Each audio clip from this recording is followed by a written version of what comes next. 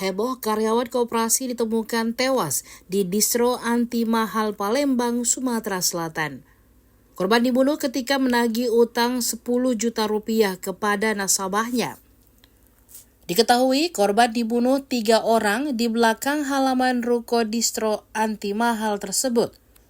Sebelumnya, korban Anton Eka Saputra dinyatakan hilang 19 hari sejak Sabtu 8 Juni 2024.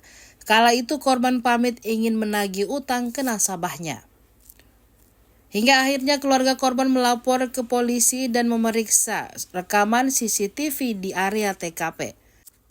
Jasmadi, kuasa hukum keluarga korban menyatakan, dari pemeriksaan rekaman CCTV toko bangunan di sekitar distro, Jasmadi menyatakan bahwa pihaknya melihat korban datang ke distro di hari Sabtu sekitar pukul 11.30 waktu Indonesia Barat. Kemudian ketika mengecek distro, polisi mendapatkan bercak darah. Petugas yang melakukan penyidikan langsung menangkap satu pelaku berinisial PS 23 tahun yang mengaku ikut membunuh korban. Pelaku lalu menunjukkan lokasi jasad korban yang sudah dicor di kolam bekas ikan yang berada di belakang distro. Sementara itu, tim forensik Polda Sumatera Selatan menjelaskan mengenai hasil otopsi terhadap hantaman benda tumpul di kepala dan bekas jeratan di leher. Kini polisi menetapkan PS sebagai tersangka dan 2 lainnya masih dalam pengejaran.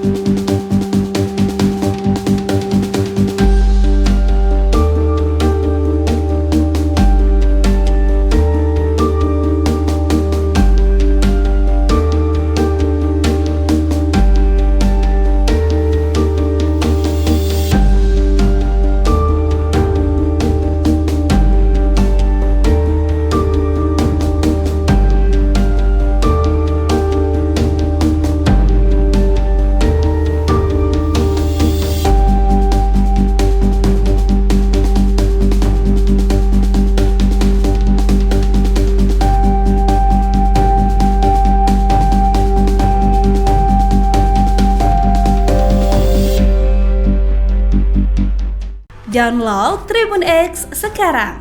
Menghadirkan lokal menjadi Indonesia.